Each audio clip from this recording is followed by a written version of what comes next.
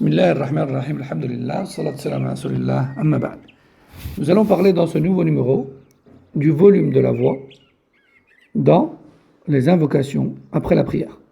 Dit autrement, doivent-elles être accomplies à haute ou à basse voix? Les savants ont divergé à ce sujet en deux avis.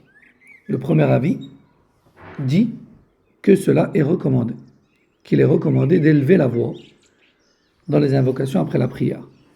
Et tel est l'avis de certains Hanafiya et de certains contemporains parmi les Hanabila. Ce fut l'avis d'Ibn Hazm, d'Ibn Taymiyyah, d'Ibn Baz et d'Ibn Uthaymin, rahimahumullah. Et parmi leurs preuves, il y a le hadith d'Ibn Abbas, qu'Allah l'agrée, rapporté chez le Bukhari et Muslim, dans lequel il dit: il faisait partie de la manière de faire des gens à l'époque du prophète sallam que de lever la voix dans le dhikr après la prière.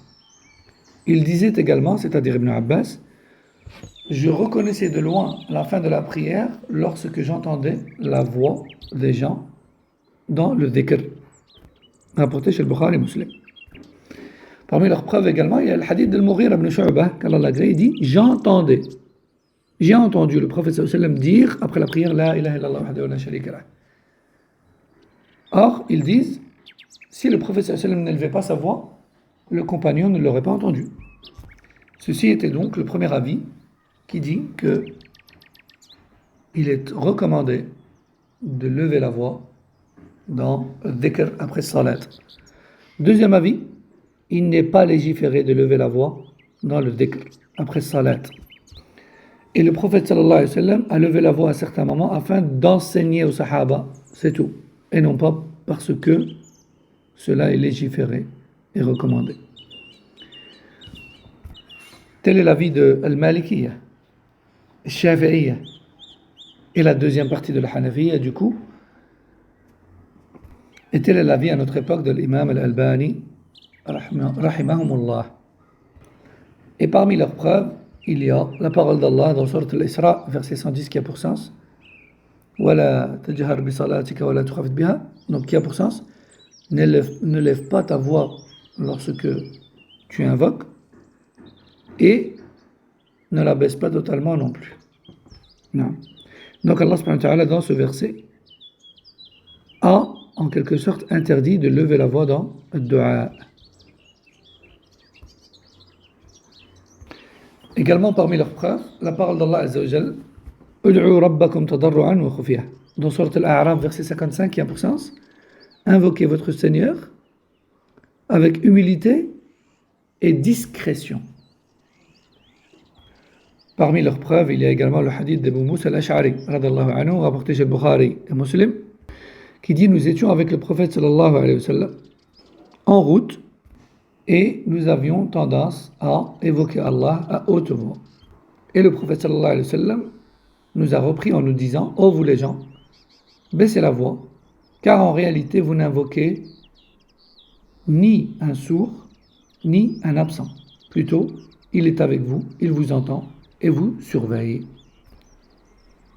Cette deuxième partie de savant a dit: voyez donc que le prophète sallallahu alayhi wa sallam a interdit de lever la voix dans le dua.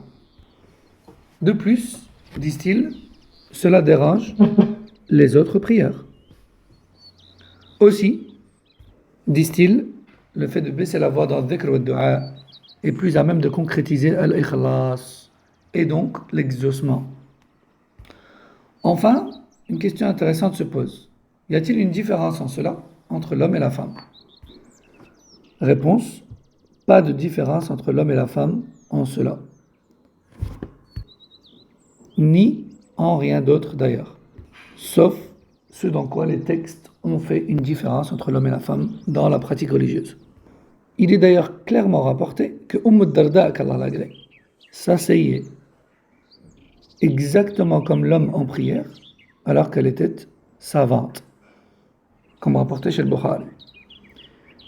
Et non pas comme certains savants disent, la femme doit se combrer totalement dans la prière, de sorte à ne pas écarter ses bras, etc., pour ne pas être vue.